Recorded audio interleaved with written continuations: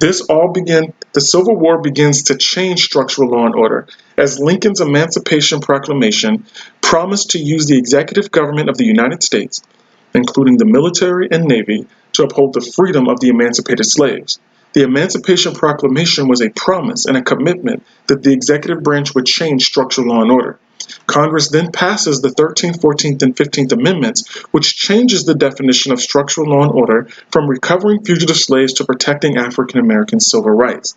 To enforce these amendments, they had to empower the president with a new set of powers to maintain structural law and order.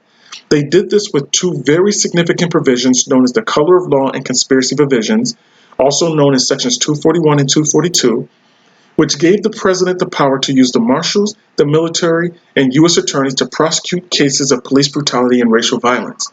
These provisions seem like extraordinary expansion of executive power and a significant expansion of federal authority, giving the president the power to arrest state officials, police officers, and citizens for violent and discriminatory acts against African Americans.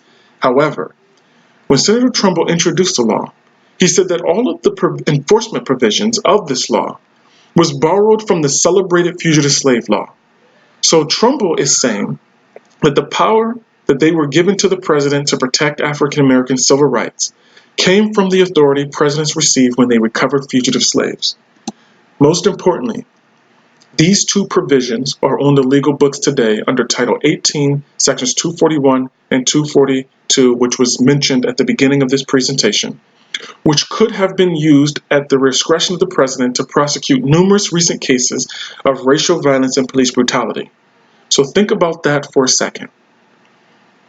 That on the legal books today, the Justice Department can prosecute a police officer for committing an act of police brutality based on the authority presidents received when they recovered fugitive slaves in the 1850s. And this is exactly what President Grant and his Attorney General did during Reconstruction. They chased down and prosecuted thousands of cases related to racial violence, police brutality, voter intimidation, and Ku Klux Klan conspiracies.